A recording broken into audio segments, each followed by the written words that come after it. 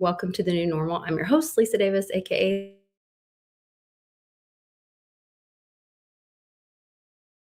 Hold on. Sorry, technical difficulties. Welcome to the new normal. I'm your host, Lisa Davis. Today, I'm super excited to bring you a wonderful conversation, very thoughtful. Hopefully, it challenges everyone to start asking more questions. But my dear friend, new friend, and somebody that I've been following for a long time, JB Slear. He is a self-proclaimed MAGA Alta data student, believer, and a hardcore constitutionalist. So much respect there. He's also a Maverick Researcher for History Hacked. And if you haven't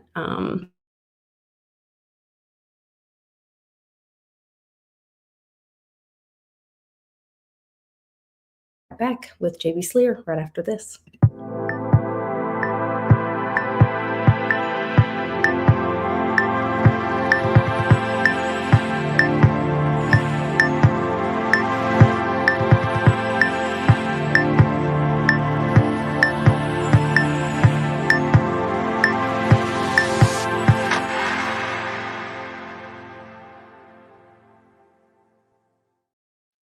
Welcome to the show, JB. Thanks for joining us.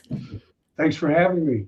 Yeah, I'm super excited. I was prodded. I followed you for a very long time, and I was prodded by a friend on the X platform to reach out to you.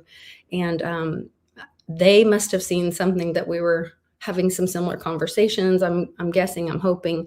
But most of all, I just have kind of really enjoyed jumping into your work with asking for proof, all the questions you're asking, and the way that you're going about finding the truth, your kind of truth-seeking journey.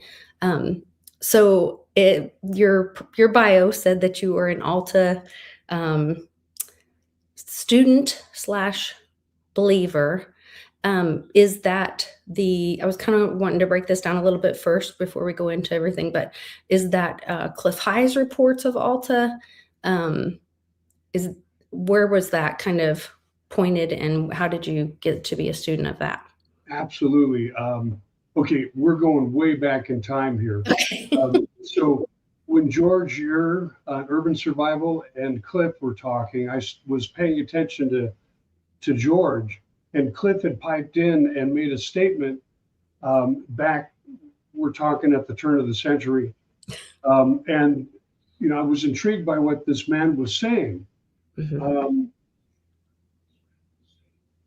I don't know if I'm allowed to talk about certain things about Cliff and such, but I really got caught up in the Alta reports. Yeah.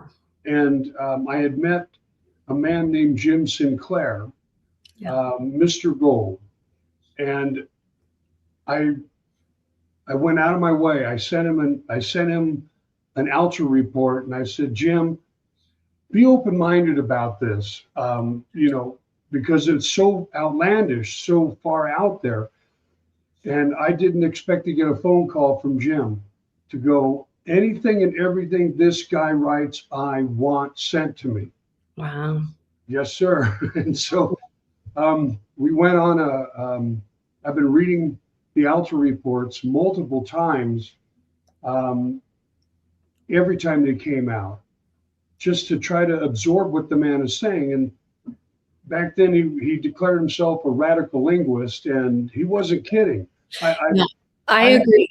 It took me, I remember the first time that Mom presented us with an Alta report, I had to read it, I don't know, 3-4 times, just because it's almost a new language of itself, the way he speaks in the Alta reports, and all of that. It's not just casual reading. It's right. Every word is very purposeful and thoughtful. Right. What he wrote was amazing, and I had to go into the dictionary and look at the different levels of what one word meant. Yes. Because he does that, and without, I don't know if he knows he does that. I don't think so. But wow, I've learned so much, and then the idea of taking these words and not necessarily sticking to the point, but looking for what it meant as you race past the moment. That's the only way I can describe the Alta reports. When an event occurs, you go, that's what that meant. Right. So They're yeah. almost like pinpoints in what we would call a timeline, I guess, because we live in a timeline, right? I'm not hearing you. Oh, I'm sorry. Oh, there you are. Okay. Wow. Yeah, I'll come in a little bit closer. I should have my speaker thing on, but I don't have it. Well, no, it actually went silent on me on this side. Oh, okay. Sorry about that. Yeah, from my point of view, when we experience it, especially now looking back, people get hung up on timelines or, oh, he said this year, said that year. And now we're realizing it's more about the event stream or what event was, okay, this is an event that's going to happen and these things will be happening around it at the same time. And so it's a different way of looking at time because we are in this 3D, well, actually 4D world of linear time. But I think his reports were more about events, which might be more of like I don't know, is that like a 5D thing? Or how do you see that playing out differently? I wouldn't know if I'd put a number in front of the D, not when it comes to the Alta. Good point. Good point. I have been waiting for certain events to occur for 20, 25 years in my field of business. And it feels like we are right at the cusp of this massive change. Yeah. And, it has to be AI. You got the Doge team that went in and just gutted a few things. And I think what's happening today with SPLC was part of the Doge group. That's the Southern whatever law. Southern Poverty Racist Group organization. Yes. It's all white people's fault. Yes, claims to fight racism and funds the KKK. Yeah. Yeah, it is really telling. And that goes to, I guess, some of the conversation that I've been having with you. I'm so thankful to be able to reach out to you privately and just where I'm having these same questions. And did this really happen? Or is this a repeat of Mockingbird media? And I have some examples of that I wanted to kind of go through with you. But before we get to all that stuff, I also wanted to ask about, so the Alta report was kind of your dipping your toe into the woo and thinking outside the box and kind of unpacking those events. And then at some point you got connected with the History Hacked channel. Yeah. And you are one of their Maverick reporters, which I love. I love having that kind of thought process around it where it's not caged in and you're free to explore and report back. And how did that kind of happen? And where did that kind of drive come from? I think that's Cliff's fault. Blame on Cliff. Okay, so I started reading Anatoly Fomenko's books, history, fiction, or science.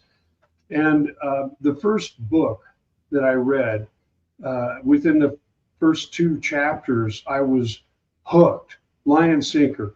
And I kept buying the books as they came available. I got up to the 4th book and then there wasn't any more available. I even called Amazon, beat them up. There was like 45 of us on X trying to get Amazon to get the rest of the books. Mm-hmm. That finally did happen, but in the meantime, I went back and reread. So I guess Scott and James had asked questions to Cliff about history and what he thought. And he had mentioned that I've read these books, contact this guy. And we did one interview. It was supposed to be for television. And they loved it. And apparently the people that were wanting to sponsor it loved it as well. We were planning on moving forward. But then there was an abrupt change with the money. Mm. So, and I'm not fully, Scott and James would probably have to explain that one because, you know, they were the ones that were organizing everything. But Okay. we've gone through quite a bit. And I guess you saw the thing about Troy. Yes, that's the one that I watched that, and I need to watch it 3 more times, the way you read Alta reports. But the way that you applied math using AI, but applied math and physics to I don't even wanna say disprove, because it proved a lot of things, but it also proved that so the thought behind this, if anybody's watching this and isn't familiar with your work, is that our timeline could be wrong or duplicated as multiple points in time, and where a lot of this, like, time of Jesus, um, looks a lot like the medieval times if you go to proof out the math and, physics. Is that You're correct? saying, you're saying it right. Okay. Our time, what we know, and you got to bring the Bible in as far as looking for facts. Okay, they talk about a Roman Empire, and everyone knows about Pontius Pilate and the crucifixions, blah blah blah. But when you look at certain points that are in the Bible, like the Star of David, Mhm. it shined day and night for weeks, and in 33 years there was a solar, a total eclipse of the sun, and there's only one time in planet's history where those two events occurred. And it's not in Jerusalem, so that's one point. What we call Israel now, it's not in there, but it's up by the Black Sea. It's in Constantinople. And there is one time in history where a supernova occurred. And that's what created the Crab Nebula. So it was bright, it shone day and night. People followed it. We have 3 kings. It's actually a queen and 2 kings that searched for the child, found him, and gave him gold, myrrh, incense. Um, and that was around, let's see here. I know the day, the I think it's like 1,000. 50. Okay. 1050 is the birth of Jesus. He's known as Andronicus in history. And then he died in 1083. Supernova occurred in 1050. The total solar eclipse happened in 1083 in our timeline. So Jesus was 1,000 years ago, not 2,000. If you believe some of the points inside the Bible itself, like those points. Well, that's what I was gonna say. So you're using astrology, or no, I'm sorry, not astrology, astronomy, um, to prove these historical events or time frames in the past, and then connecting that, relating that, putting the dots together with biblical stories of events. And Yes. that's where the timeline is coming. And what's so ironic about this, that, knee jerk, I would think that a lot of Christians or Christ followers would push back because you're not following the 2000, he's 26 years ago that he should have been here. The irony of that is that in the Bible, God told them to look to the stars to find Christ. So you're doing the same thing. You're looking to the stars for the truth and the answer. Well, you're supposed to search for him and continue, Mm, and why. Well, it's not only Christianity, it's the other 2 monotheistics as well. great. Why they push the timeline back 1,000 years needs to be questioned. I don't have answers for it, but eventually I might. Who knows? And remember, all I'm doing is repeating what Anatoly Fomenko and his team did before computers. You know, Oh, they were doing this back in 1980s, going into the 1990s, and into the collapse of Russia.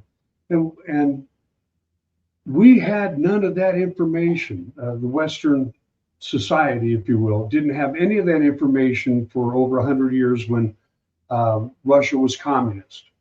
Okay. So there was plenty of time for the bullshit artists to build up these points of belief. And you brought up something about, the Manchurian candle, Mockingbird. Mockingbird. Thank you.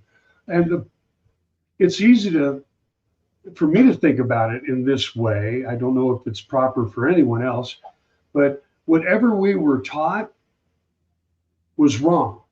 Mm-hmm. So if anything is outside that loop, then we might be onto something. I was raised that I was a racist, and Yeah. my first wife is Mexican. My wife now is Japanese descent, but I was told I'm a racist, and I kind of believed it.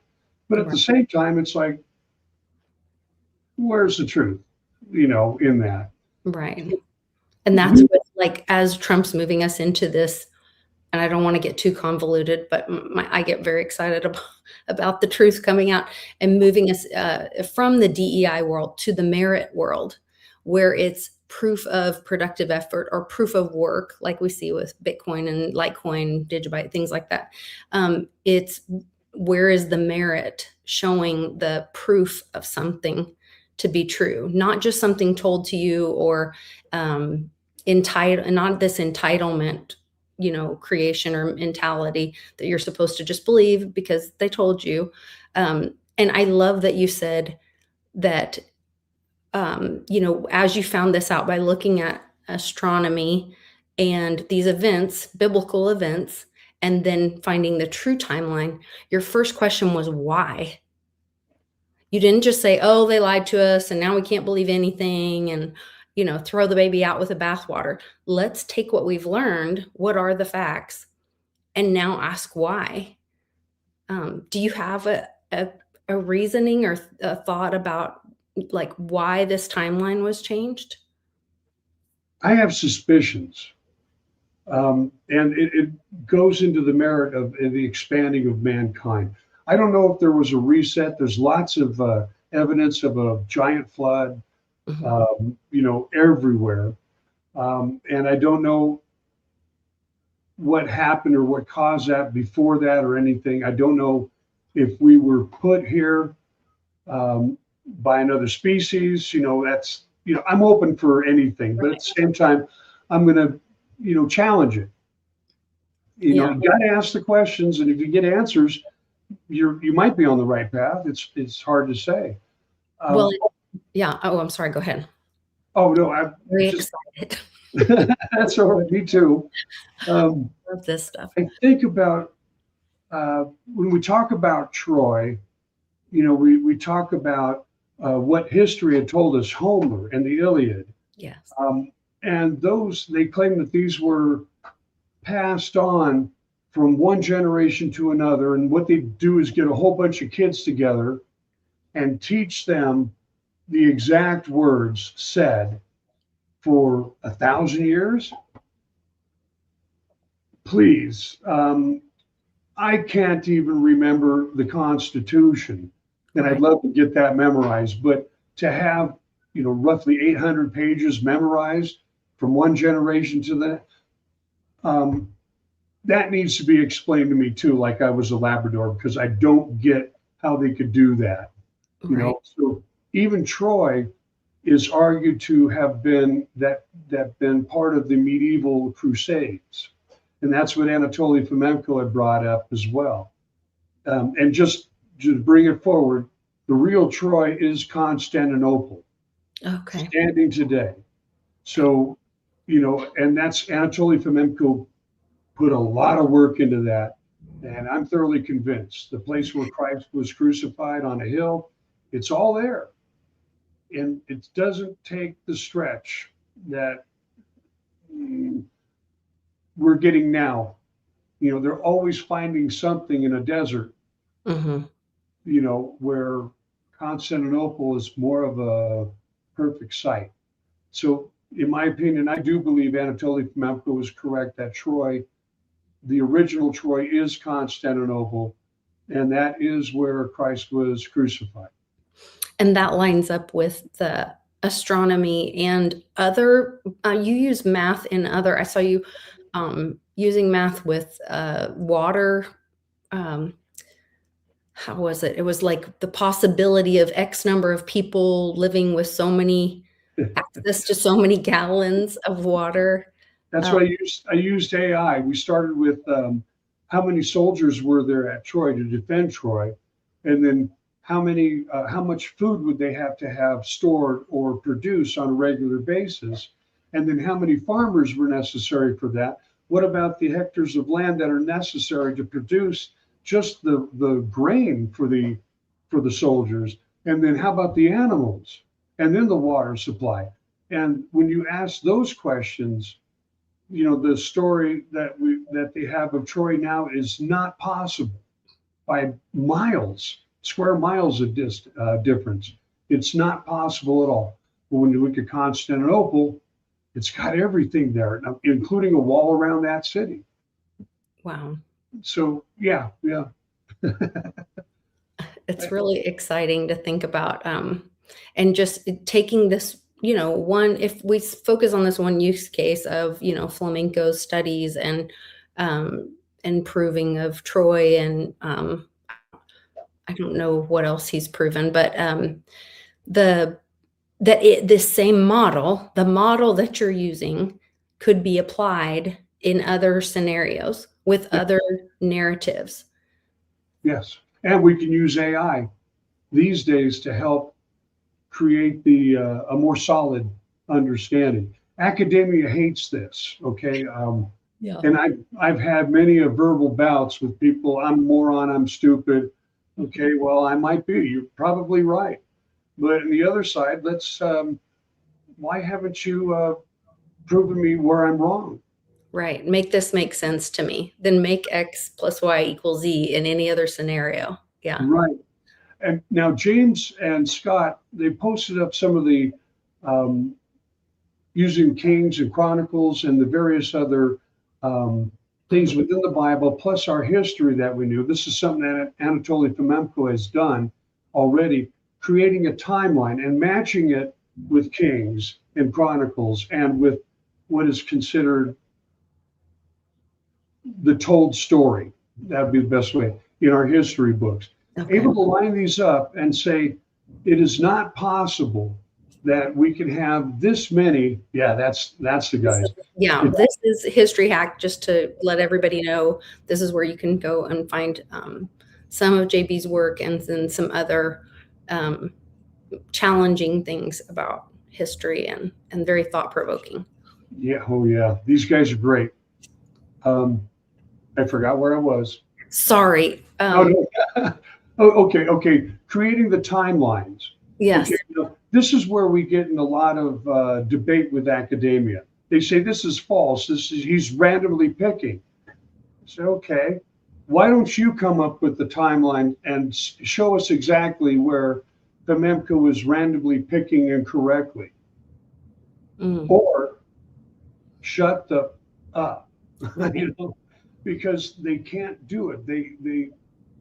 There's no argument there. They could just call us names, say we're wrong. But at the same time, Anatoly's used math, he's used science, he's used challenges. He had like 40 different scientists in different fields helping to prove this out. And then we haven't even discussed what this is about, which is ultimately Tartaria. Tartaria, that was my next question. So in Flamenco's work, the thought is that over 1,000 years have been erased or created. Right? Yes. And it's stretched out. So 1,000 years have been placed in the reality of to make it 2,000 years. But at the same time, Tartaria is missing completely from our current narrative of history. Right. So how does that work together? Okay, so it had to be an organized removal of the real history. There are the Frau Malo map, FRAMAURO. It's a big map, And it was done roughly about 1450 AD. And it shows Tartaria, and it shows Italy, and all points in between. The most accurate map. And when you look, you can look at everything. You can also see, well, the boot. Look for the boot, and you'll see that Rome, at least in 1450, was not there. Okay, so it might have been a mistake. You know, they're going to have to kind of prove that, because if Rome was the center of civilization and it actually ventured into Germany, et cetera, conquering it all, Rome would have been there already. And in fact, we think that the Tartarian, well, Anatoly Fomenko, I won't say we, he basically has pointed to the fact that it was not on this map. There are several other maps that kind of show an agreement with this map, that there was no Rome there, and that the Tartarians built Rome for a winter resort. Oh my gosh, sorry, my brain immediately goes, Trump's winter White House, where some of these things are being repeated, maybe. Okay, well, he's having a, what do you call those? Okay, in the middle of Italy, there's a circular road, okay, and there's a giant. The Arc. What do they call that? The Arc de Triomphe. The Arc of Triumph, right? Yes. Trump's putting that into the United States, and I automatically, when I saw that, I went, oh my God, he doesn't know about Tatar, does he? You know, that's where my brain goes. Does he think that there is a Tartaria? Does he know? But yeah, not worried about that. Yeah, and I don't want to take you off. Sorry, I get very excited, and then I see things that connect, and I don't want to take you off target. So you're explaining the timeline. And that, so actually it's not that 1,000 years was inserted, I guess 1,000 years of blankness, but it was actually they removed 1,000 years of true history and then spread out the remaining 1,000 years over 2,000 years. I don't know. They added, in my thinking, what Anatoly was explaining, they took we have Christ born in 1050 AD, what we call now. Okay, so that's 1,000 years spread between his birth and what we celebrate now. Right. Okay. We had a thing called the Dark Ages. And that's what where nobody knew anything, and everyone got stupid, and then we had to relearn. Mm-hmm. And during this time period, the Romans built the Colosseums. They built everything in Italy, and that just doesn't fit. It doesn't fit. And if you try to find, Rome is supposed to be well documented. I've got tons of books on Rome, right. But why don't I see any of the breakdowns about how they built the Colosseum? Where did they get the stones? How many people did it take to build the Colosseum and to stack up all those bricks and mortar, et cetera, et cetera? There's none of that in the history of Rome. And you would think that there would be something left besides the finalized product. And so, there's a lot of questions that still have not been answered. The idea that the Tartarians built Rome really kind of fits, because the buildings all the way up into Russia, and the ancient buildings is what I'm talking about, match. Mm. They were like from the same designers. And you can even argue about the pyramids of Giza and the pyramids, Chichen Itza, all the way down into the Americas. We can go to the Popol Vuh, which is a book on the Mayans, and they talk about men that came from the East, and they were white. So Wow. there are footprints of Tartaria everywhere. Mm-hmm. And I think as more and more people get caught up in the artificiality of what we've been raised on in academia, I think more will come to light. It's a great time to be alive because AI is here. We've got a lot of people that are now, they have a voice on X, and it gets loud and noisy, but there's a lot of fact coming out and a lot of questions that come out that someone else might have an answer for. And, oh, it's in this book or it's in this archive. Right. And would you even say, I would almost be cautious of using the word fact,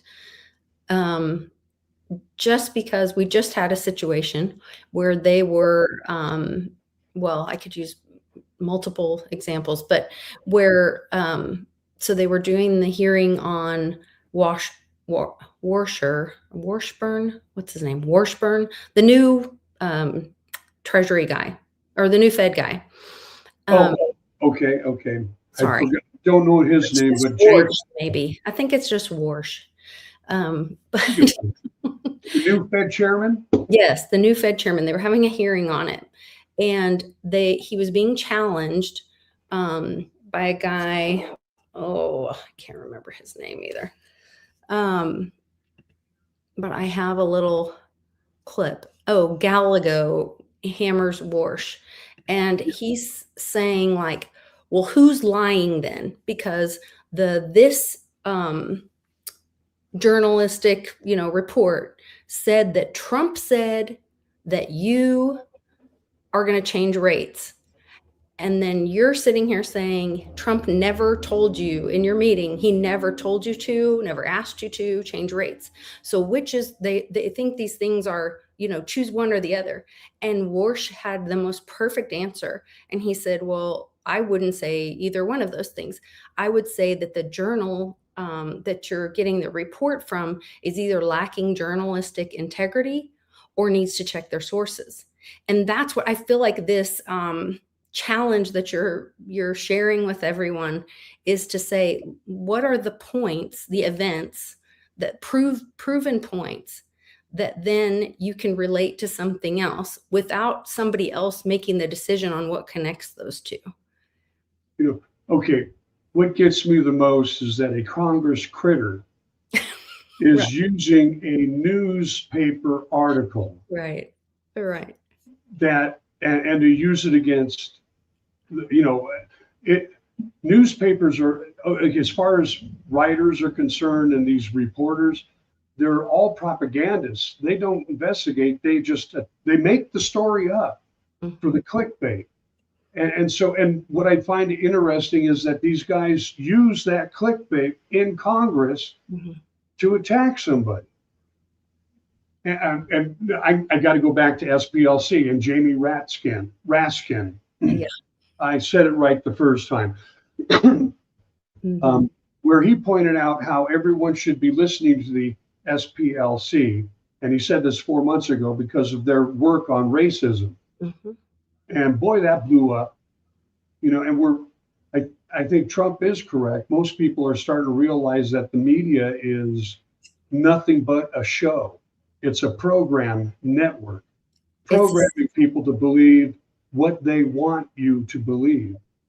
Right. And that's what, so I had sent you a video from Ironclad, which is Chase Hughes and Sean Ryan.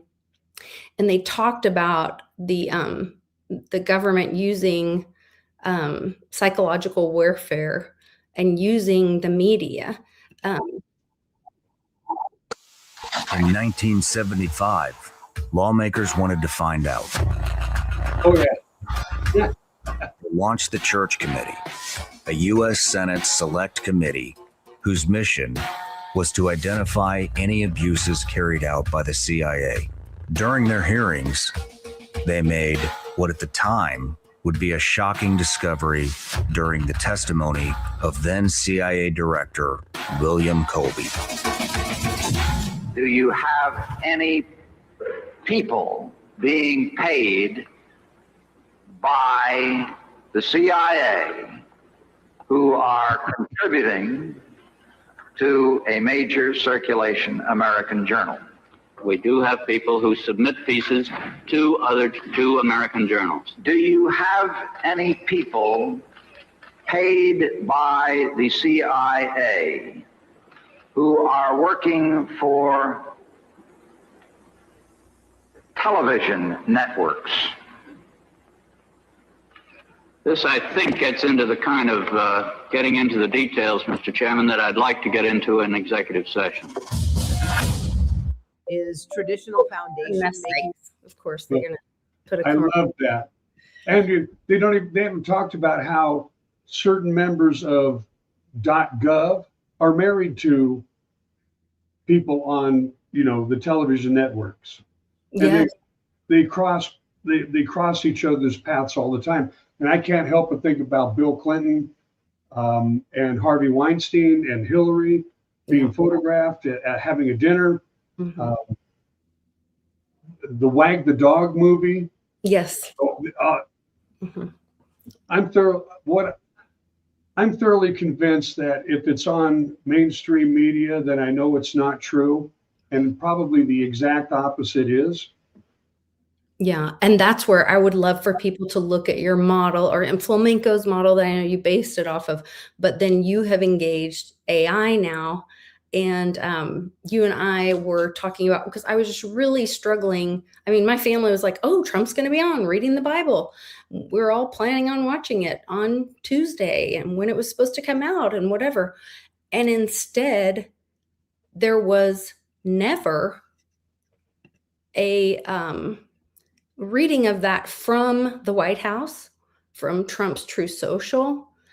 And so I was like, what in the world is this? Is this the good guys trying to show this to people? Is this that no one will believe you, that they've been tricked until you show them that our history is a lie? Like, is this going to be the key that unlocks the door to make people think for themselves, where they're like, wait a minute, even at something not nefarious, just a prayer that's, something positive for all of us in the world, have been like, will Trump lie to us to get people to wake up? Because you had used your method. So I had showed you this tweet, and I was very upset. I'm like, why isn't this streamed from the White House? Is it a deep fake? What are they doing to call out? Are they doing this to call out fake media? While the changes, so that all the leaking was happening with the Iran negotiations at that time. Oh, Vice President was going to get on the plane. He was supposed to be there the next day. Then everybody's like, well, who told you that? People aren't asking where their source is coming from. They're just reading headlines and seeing things and believing it.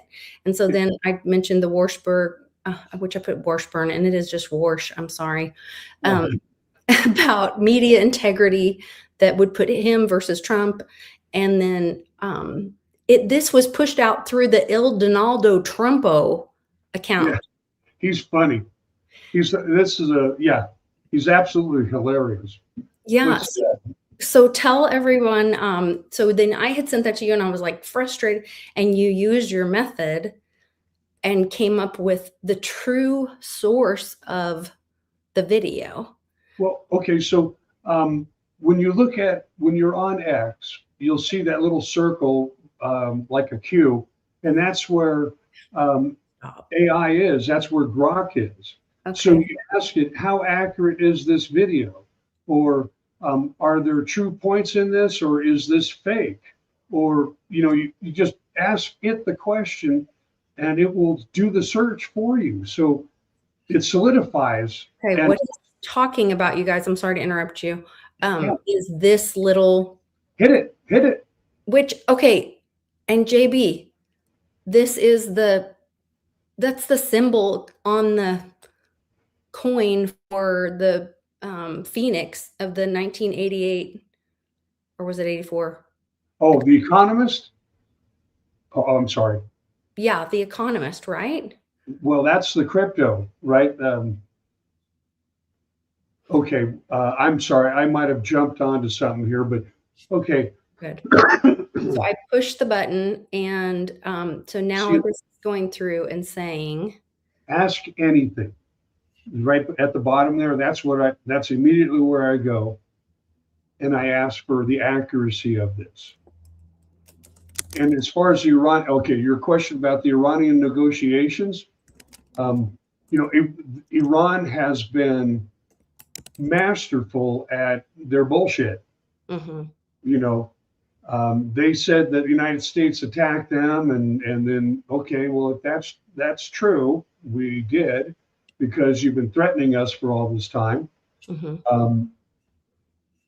But okay, so I'm going into the city of London. That's been my thing for a long time. Okay. There's a group, Promethean Action. Yes. On X. These ladies are dynamite. And I did not know the depth of their understanding until earlier this week. I listened to one of their live podcasts, and one of the ladies was there during the Richard Nixon times when the CIA was going after him. Okay. And that, when you know that Hillary Clinton was also there trying to get Nixon, and she was, I forgot who the guy was. He was a Democrat leading the investigation into the White House, Watergate. Okay. And Hillary was there and goes, we don't want to remove him. We want to capture him and make him do things what we want him to do. And, totally Hillary, Yeah. all the way. Yeah. Okay, so where was I heading with this? Just okay, so she was, the Promethean ladies were there at that time, and what they said made me step back a little bit and think, okay, maybe I better be a little bit more open-minded about Tricky Dick, and during that time period, because what she said gave me an understanding that she understood what's going on back then and what's happening now. And all you have to do is follow the money, which is it's like 30 years of my life following the money, getting into my career that I do, following the money.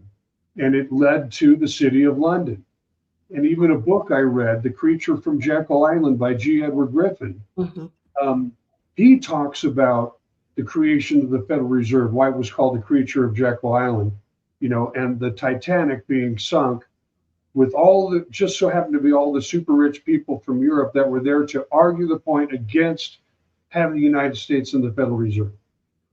So the Promethean Action ladies have been putting it all together. I got popcorn. I'm just watching, I'm loving every minute that they post something. And I believe it's absolutely factual. It fits inside Creature. And I think moving forward, this is what Trump is going to do: remove the Federal Reserve from our system, maybe even put the creation of money back into the Treasury. It sure feels that way, at least right now for me. Especially with Judy Shelton talking about the gold and the long-term bonds and that possibility of the future. So I agree with you. The Promethean ladies, I personally think they might be AI. They might be what? AI. Oh, okay. You think my husband thinks they're real. I think they are not. I think they might be a tool of the good guys to get us to wake up and see this narrative. I could be totally wrong, and I apologize if I'm calling AI.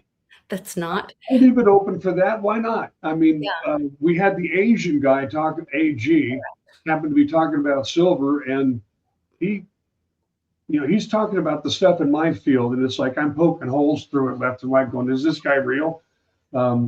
Then I stopped watching him. But okay, so when you watch these people live, that's a great AI if it is real. Okay, I'll just say that, because her answers about Nixon, her answers about what she was doing back in that time period, and then moving forward, that's a damn good AI if it is.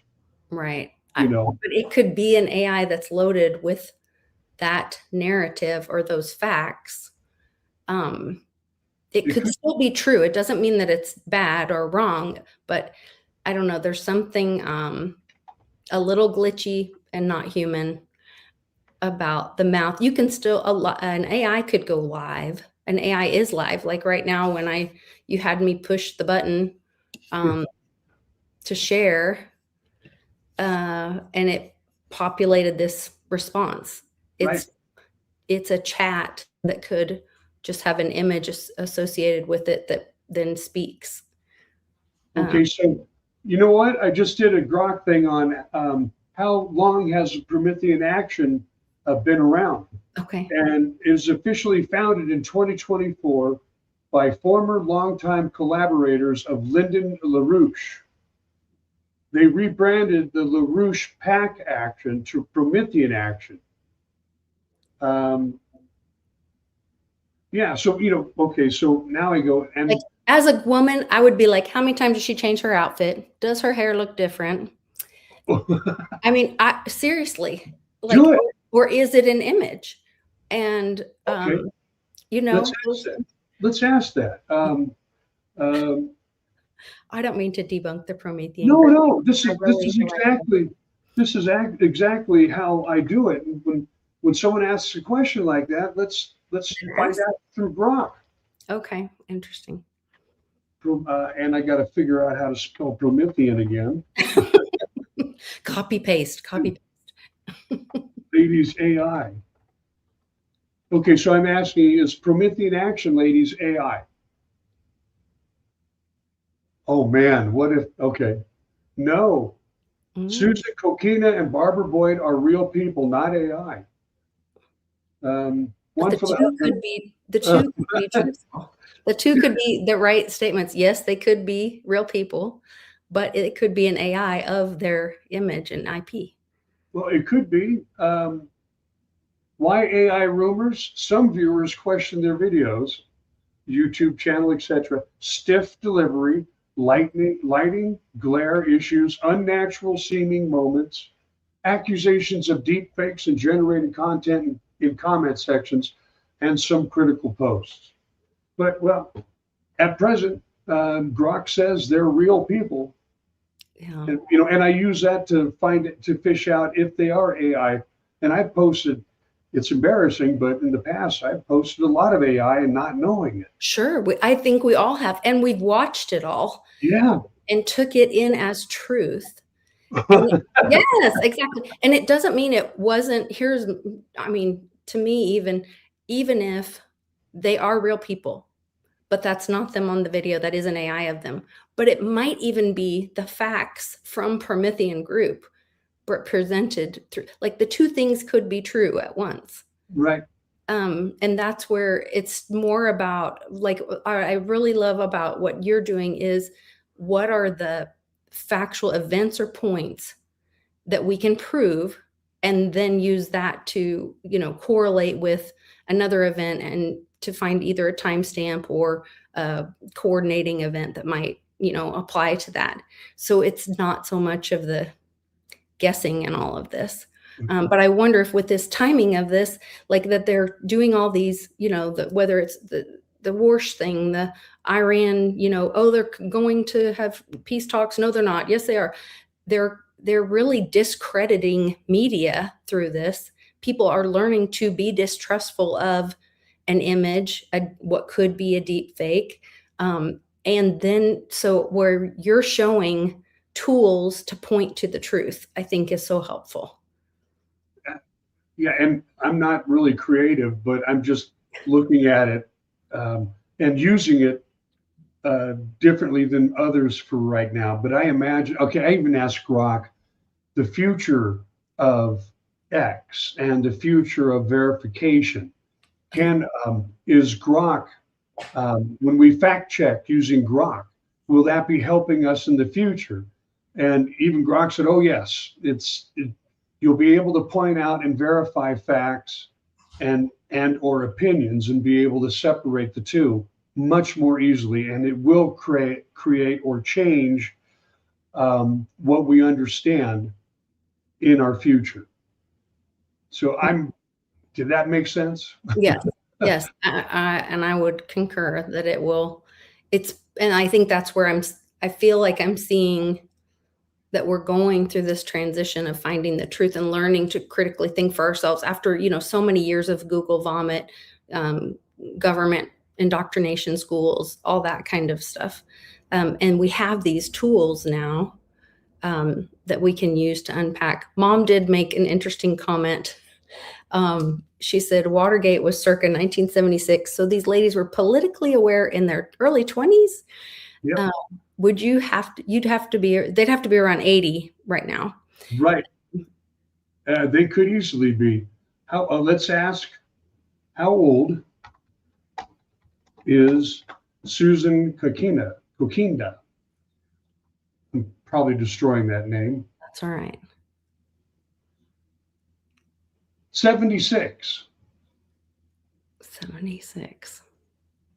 Michigan Republican Party Coalition Vice President, political organizer from the LaRouche organization, born in 49.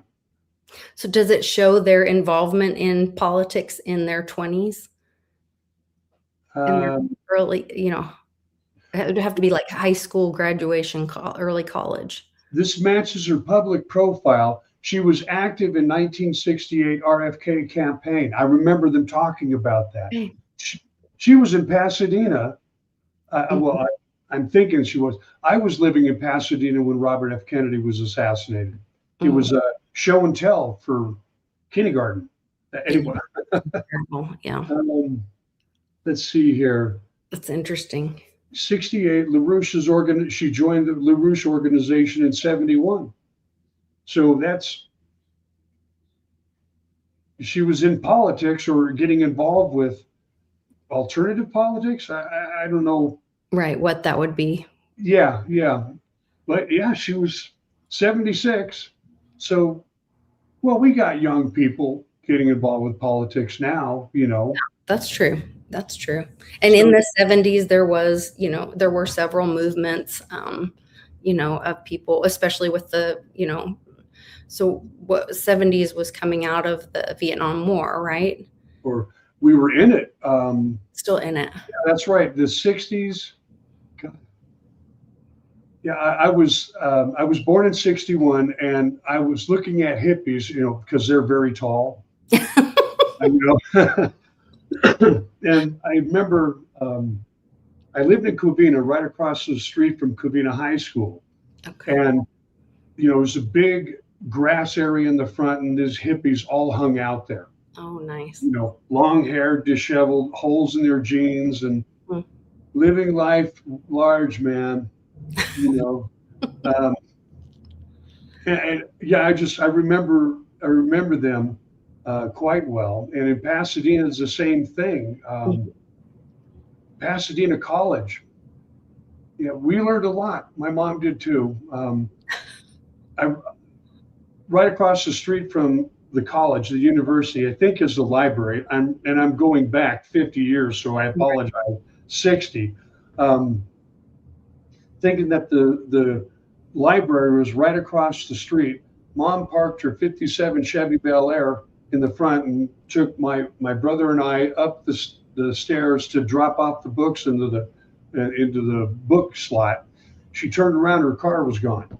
Oh my goodness. And that's the hippies. I mean, that was the time we were living in, I should say. I shouldn't say blame the hippies.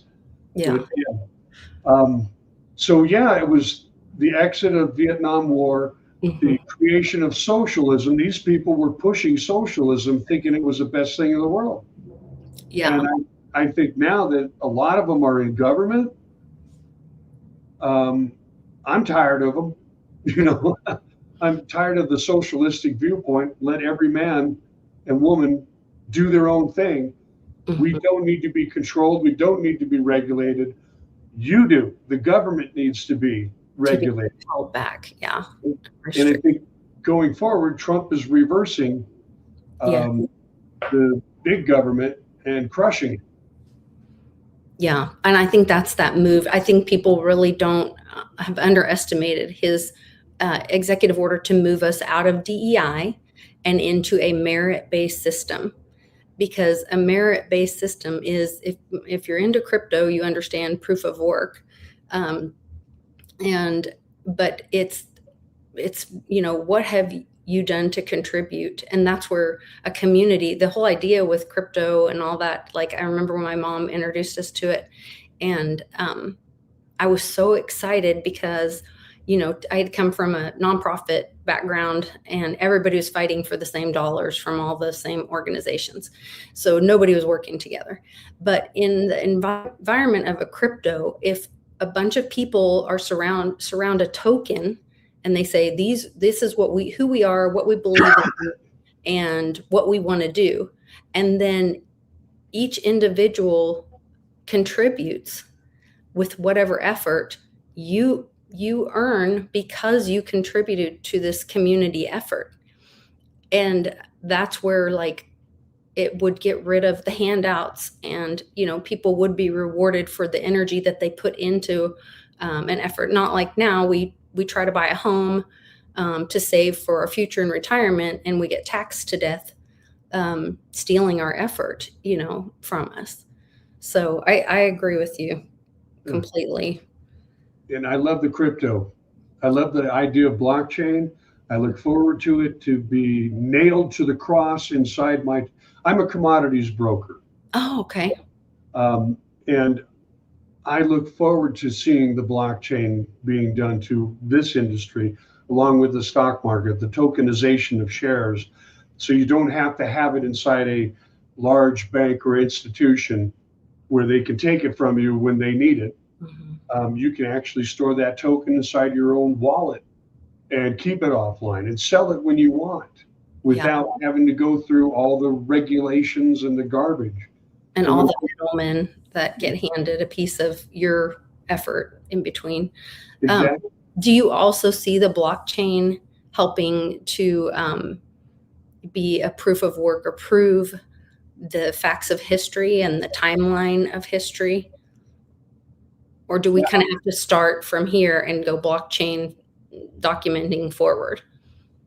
I haven't thought of it that way, but okay, going back to the Fomemco thing, mm-hmm. utilizing points of history that we know, like if the birth of Christ, right? And there's a whole lot of adventures things that have happened during that time period, and if you can lock those in,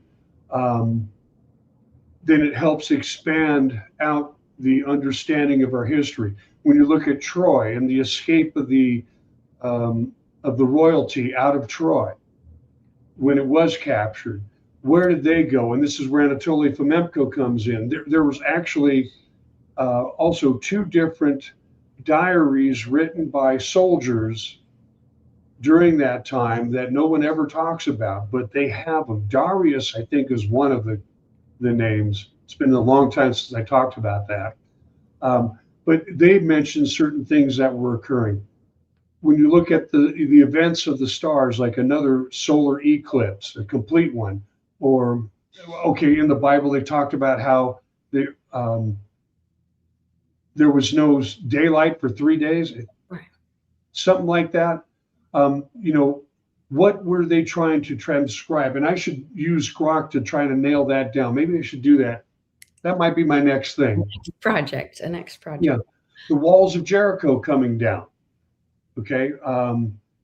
Well, there's no point in history where we found out when that was or where Jericho was. But the horns of Jericho have an interesting history. Because, if you think back, okay, bring it forward, the Pilgrims, when they came across and landed here in the U.S., they had these rifles with the barrels that came out. Yeah. That was the horns of Jericho, and these were longer. I wish Scott and James were here. They immediately posted up while we're talking. Okay. But the horns of Jericho, they have pictures of cannons that had the flare in the front, and so where the material would be pushed out, the ordnance.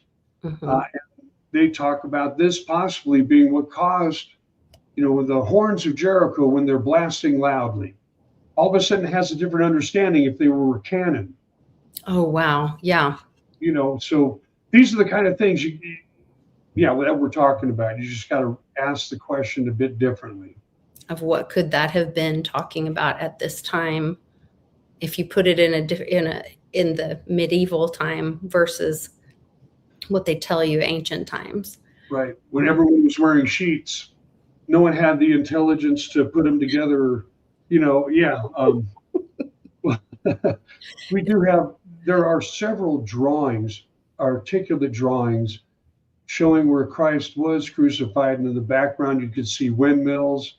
You see one of the soldiers wearing armor, I mean, medieval armor. You even have one of the guys looking at Christ's body wearing spectacles. And, okay, so, well, that could be an artist's, expanding the depth of bullshit. It could be, but you don't see people nowadays drawing pictures of Jesus Christ walking down the streets of LA.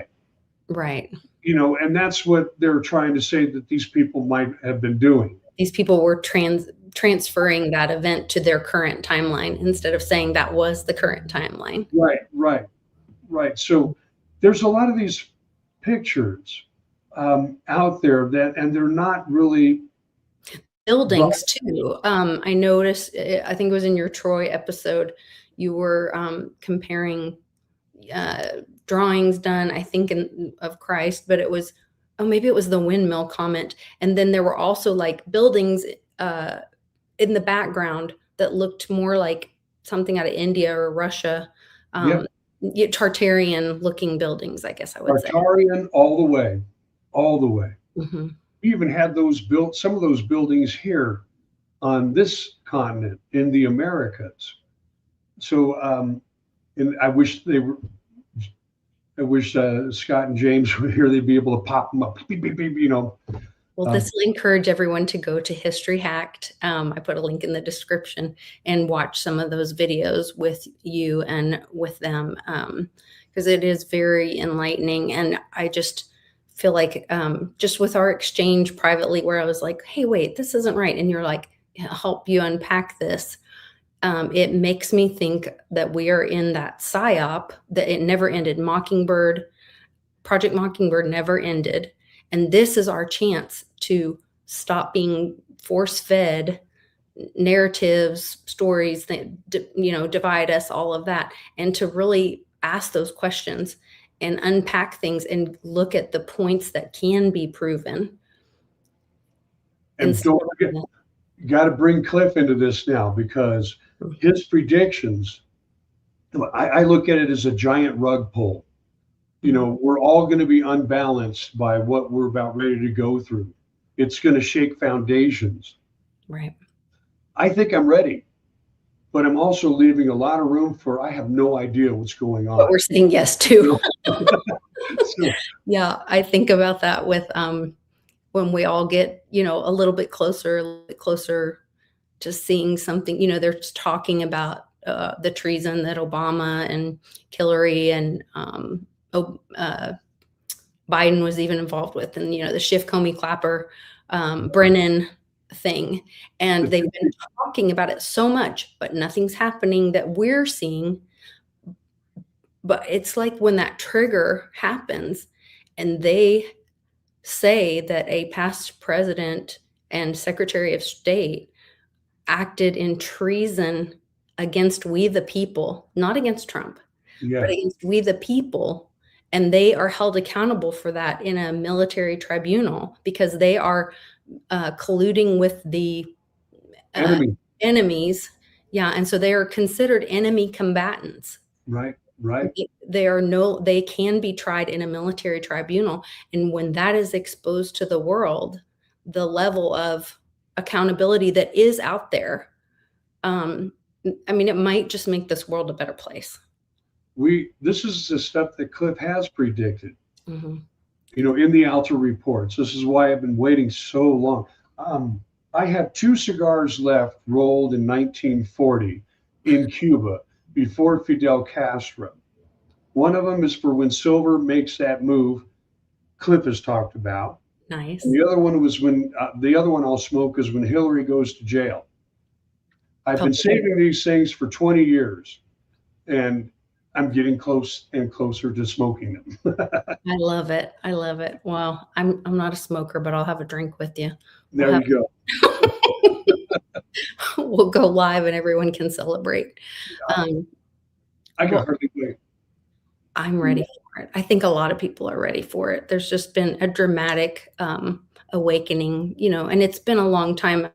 I was hearing somebody talking about, you know, I didn't realize how genius it was to have Trump on TV for 10 years doing the You're Fired show or whatever. But that was to familiarize him with most Americans, you know, and then lead up to, then we go into the time of him running. And then you know, they probably tried to steal the first one.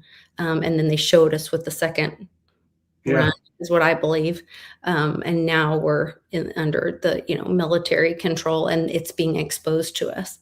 And, but I guess we'll get there. It's just, it is an exciting time, but I feel the same way you do about, okay, I'm ready, but. Yeah, we're ready, but law takes too long. You know, and this is where there's a lot of contention on X as well. And by the way, it's called The Apprentice. Yes. I never watched that show, never watched it, but everyone else in the firm did, you know. Okay, going to Cliff and the arrests. Okay, and the one I look forward to is when Barry and Big Mike go to the same prison. Okay, now that's not in the Alta. That was a statement that Cliff had made. Okay. But that answers so many questions. Have you looked at his Alta reports and tied astronomy? Does he have any astronomy events? Like, you know, he talks about the alien disclosure or whatever, and that is tied to some of these other things coming out or events. And strange energies from space. And, you know, they could be argued we're in that now with the Schumer index going ballistic for weeks. Right. You know, but as far as astronomical, I don't have that in my head. That would be interesting to tie, if you could tie historical events to a difference in the Schumann resonance, if there was a correlation. That would be really interesting to see if there's a correlation in Schumann with certain proven events. And if there is a pattern there, then in theory, you could apply it to the current Schumann or a history around. I don't know. I'm asking Grok.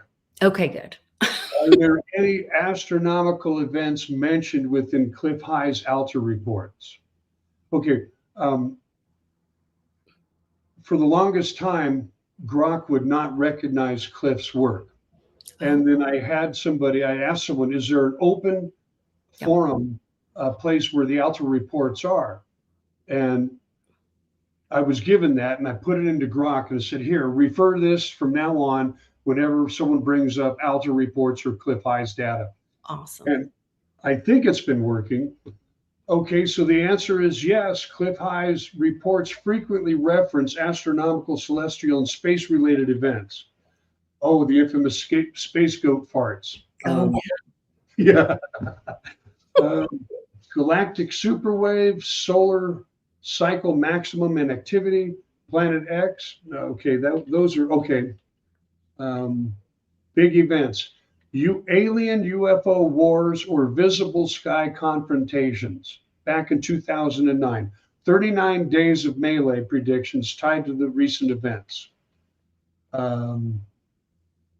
Okay, now the one thing Grok can't do yet, I don't know if it can, is understand the levels that Cliff uses words for. Okay, so, you know, this is going to be based on our individual interpretations of what he said and what's happening. Right. don't know if AI can do that. Yeah, that might be a human thing. Our friend Event Horizon says 3i Atlas, messages from Jupiter, the Etruscan language. That when 3i Atlas showed up, that was when, isn't that when that quantum message came through in space? Okay. I don't know if, I remember that. That was what, 6 months ago? Something like that. Yeah. Not too far back. Mm-hmm. There was a communique. It hit a satellite, and the satellite was broken, and it woke up. Yep. Is that the one you're? That's what I'm talking about. Yeah. I wondered if that's what his language is talking about. Wow. Okay, so then that means intelligence. Besides a 3i Atlas being intelligent, it speeds up, slows down, does circles, spins around, it does all these things. Right. But it does all these things that an asteroid would not do. So I'm convinced that it is intelligent life, either inside. And it just struck me. Cliff had mentioned one time on one of his interviews where you'll be able to see the spacecraft in the windows, and there are people looking out. What if a 3i Atlas was that? Yeah, that's what I'm. Yeah. Windows and looking into. Now we're venturing into the zoo. About the word Windows too. Yeah. Because it could be Windows, like our computer, like Windows, the program, with the linguistic programming or whatever. It's very, well, it's not always very literal, but the words matter so much. Windows or monitors. Right. Yeah. Right. It could be. I was even thinking about Windows program. If people are using a Windows program, they're looking in their windows and seeing, Right. Yeah. So I don't know if AI could understand the depth of Cliff's language skills. I sure as hell don't. I mean, we've gone back and forth on the phone. I've frustrated him a few times because, I've got a monkey mind, that, my focus before the last 10, 15 years or so has been how to make money and how to, use the AI to do that. Mm-hmm. And what really struck me was the silver and what it would be used for, an energy device. And here we are, we got Samsung that has a battery, charges in 10 minutes, can take a car 600 miles or so, and it lasts for 20 years. Yep. And it needs 2 pounds of silver. Yeah, each. Yeah. But you could take that battery out and put it in your other car. Which is kind of what, if you believe in Tartaria and some of the things I've seen, is that we had those electric cars. And that was part of what was erased from our history. And you would literally move the battery from car to car. Okay, so I haven't been able to confirm any of that in ancient history using AI at all. But modern technology, we're talking the turn of from the 1800s to the 1900s, mm-hmm. They did have battery operated vehicles. They were in mass production.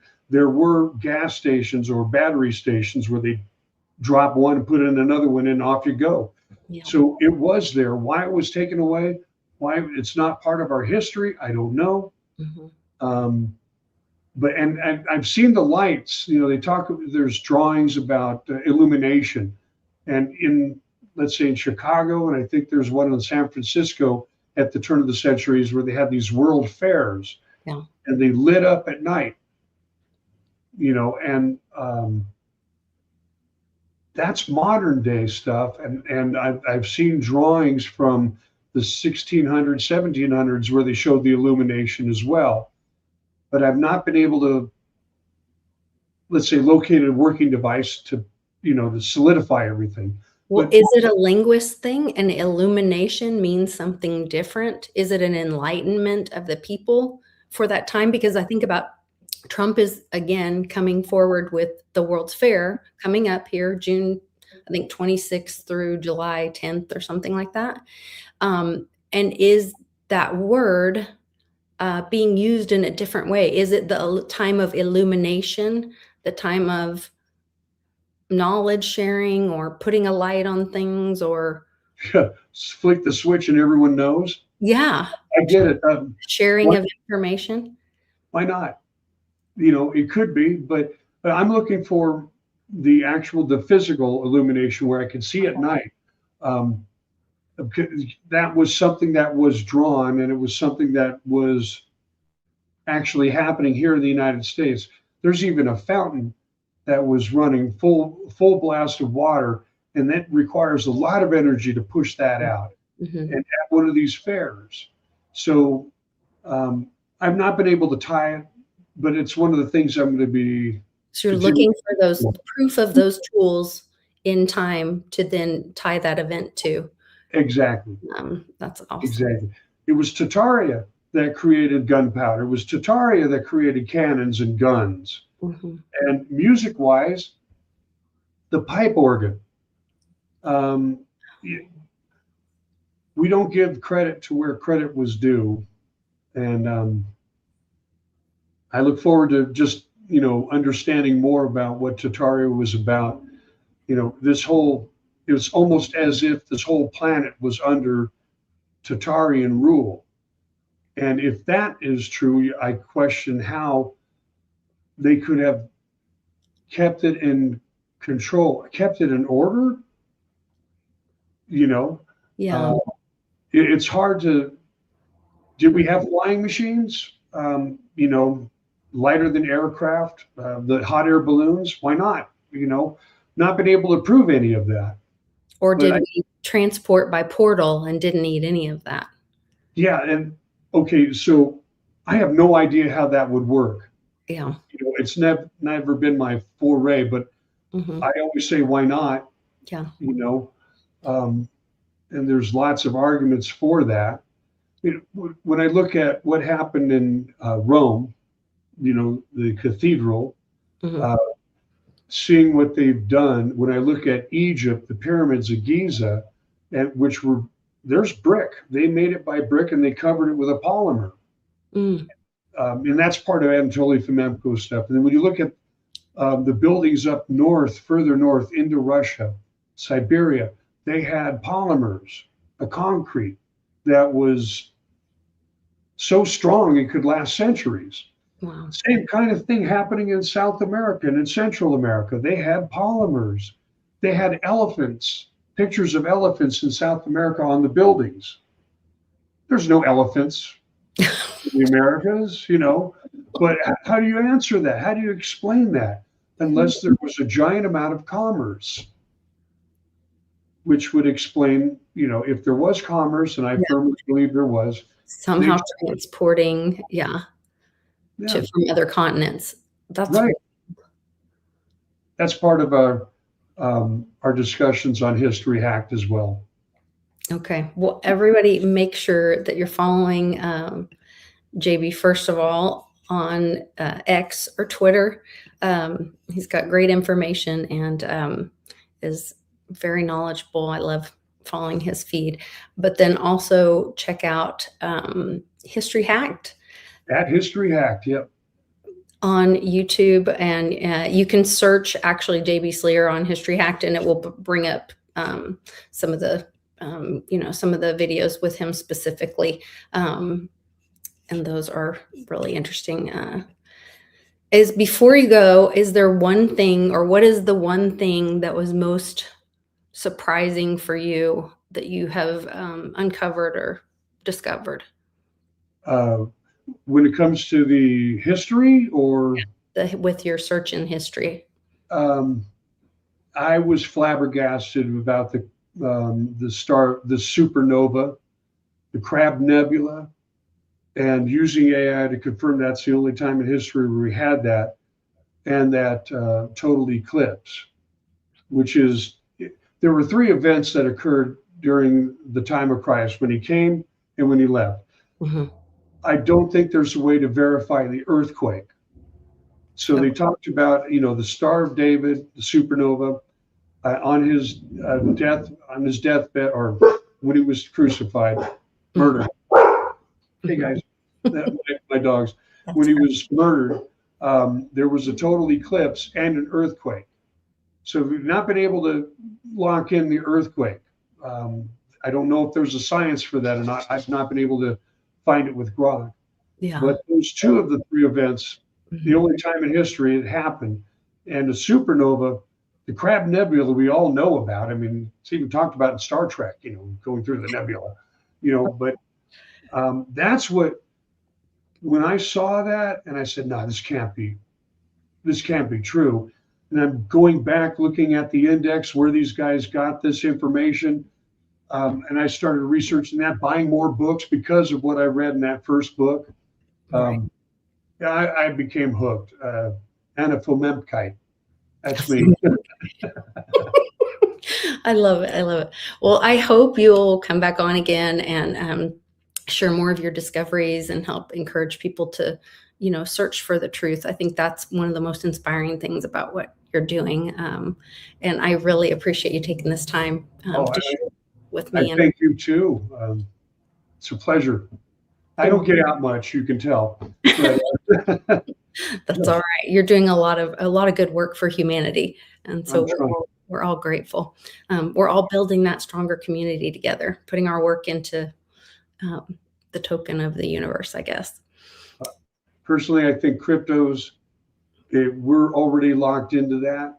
So, I think everyone should get involved with that and start looking at it. We're already tied into it. Credit cards are really crypto in one aspect, but when I'm sorry, I'll get on a whole nother subject there. You're good. You're good. I believe that is the future. And I think Cliff is spot on. He was the first one to bring it out about Bitcoin. And had I just listened to that one, we all have those moments. Yeah. Oh, for me, I'd been reading Cliff Eye's reports and understanding them then. I'd love to have you on again. Maybe we can talk more about crypto and using some of these truth protocols and history, and then what the future might bring as well. Anytime. Well, thank you again, JB. I really appreciate you. And thank you guys all for watching. Please give us a like, share this video. Let's get some more enlightenment out there, and leave me a comment. Please let me know what you'd like to hear me ask JB about next time we have him on. So love to do it. Thank you. Take care. Bye. You too.